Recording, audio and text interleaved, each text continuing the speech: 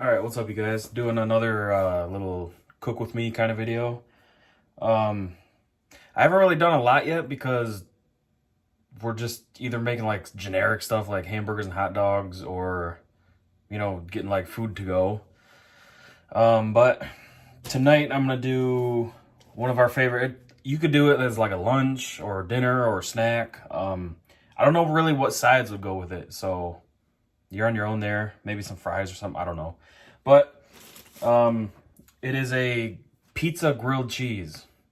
It's that simple. Like if you know how to make a grilled cheese, you probably really don't even have to watch this video to realize how to make it. So you need 5 things. Do apologize, my hands look a little bit dirty because I've been working on the deck. They're clean, they just look a little bit, scraped up and rough. So for this, you're gonna need some bread. I like white bread. Shelby likes wheat bread. I hate wheat bread, but any kind, whatever bread you prefer. This is just some stuff from Kroger. It's thicker than normal. I actually prefer just, regular, 10 for 10 white bread. But, with all the stuff going on right now, it's hard to buy normal stuff. So it's always the expensive stuff that's left over. So you need bread. And then your cheese, you're going to go with a mozzarella cheese for pizza, mozzarella. You could do cheddar. That would probably be good too. Or even like, half and half or something. But we go with the mozzarella slices from Kroger. Get some pepperoni. Again, there's like 50 million kinds. This is the one we get. Just generic Kroger sliced pepperoni. You're gonna need some butter. Whatever butter you have, doesn't have to be a stick. Again, you're just making a grilled cheese essentially, so you gotta butter the bread. And then pizza sauce. Now I've tried probably 3 or 4 different kinds, and you'd swear I was sponsored by Kroger. I'm not. This one is my favorite. It's got like it's a little bit sweet, but it's got the good, pizza sauce taste. Good flavor. It's not really tart. Like some of them you buy, they're like tart and just kind of gross. I like this stuff. So this doesn't actually go on the sandwich, although it could. We don't do it like that. It might be good like that, but I like to dip mine in it. So what you do is you make the grilled cheese, and then I slice mine in half, and then get a little container, dump some sauce into it, and actually just dip it in there. So let's get to work. Here's your ingredients again, so you can see them all lined up. It's really simple. Just gonna use a little 9-inch pan here. You can use literally whatever. You can use a flat iron pan, a bigger one, smaller one. You just want something big enough that your bread fits in it. So what we are gonna do for starters is I'm just gonna use a paper plate here and get my bread pre-buttered.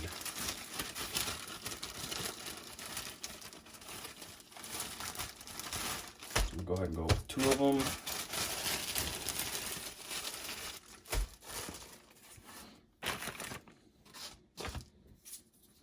So you're just gonna butter the outside of each piece, so you can just butter the top of each one of these, and then know that, that buttered side will be the outside of your sandwich.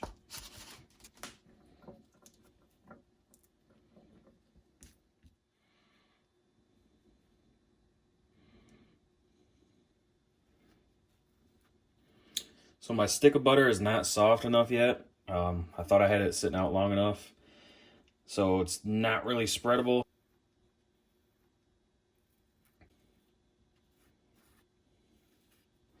Now we got them all buttered, so now I'm gonna turn the stove on. Here.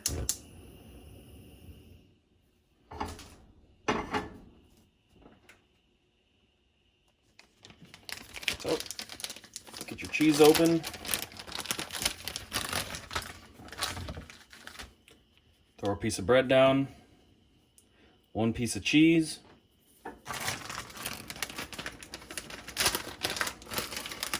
and then we usually do like 4 or 5 pepperonis. Personal preference, you guys can put more, you guys can put less. These are pretty thin, so I'm actually gonna go with 6. Sometimes we get them, they're thicker, so we only do like 4 or 5. Also, this bread's bigger than normal white bread, so set your other piece of bread on there and get your pink spatula.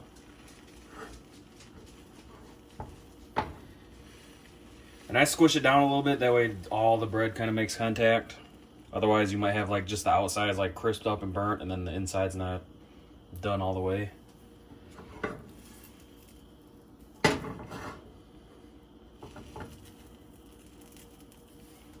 And just to be safe, I usually do flip it a couple times. And also while I wait, I will go ahead and get the other sandwich ready. Piece of cheese, pepperoni.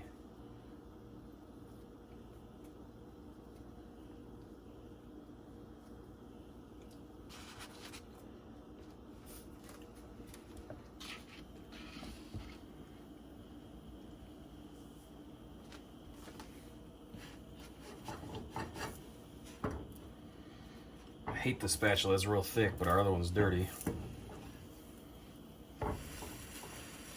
You see this nice golden kind of toast going onto the bread. I'm going to do it a little bit more, so I'm going to flip it again. I like mine a little bit more, almost, I guess, burnt in a sense, but not really burnt. Again, don't hesitate to push it down a little bit. So when I'm making these two with this specific bread, I like to go with a lower heat, because this bread will actually toast on the outside and be done before that cheese even starts to melt on the inside, because this bread's so thick.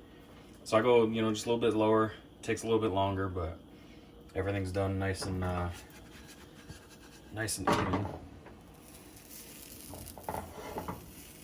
Man, this spatula really sucks. Yeah, see, that piece is done perfect to me. A little bit of darkness.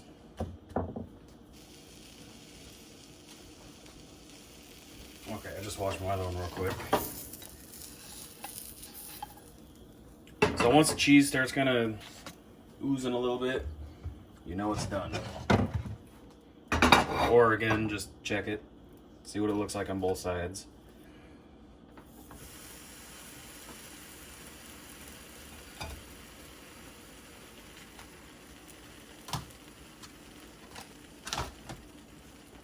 And one thing you'll notice is the bread sticks to the cheese on one side, like you can grab it, flip it, but on the other side, because of the pepperoni, the bread just kind of flops around, so you got to be careful when you do flip it.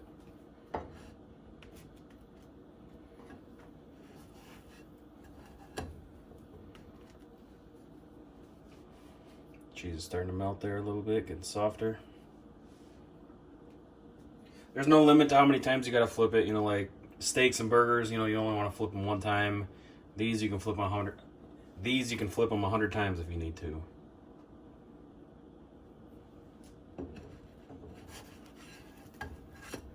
Yeah, that side's perfect for me. So I'm gonna go ahead and call that done. Turn the stove off.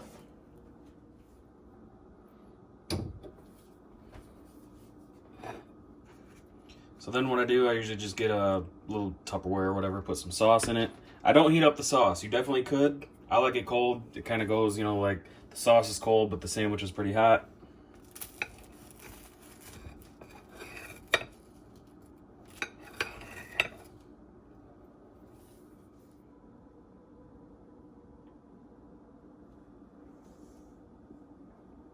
But, alright guys, thanks for watching. If you try them, let me know. Tell me in the comments what you think.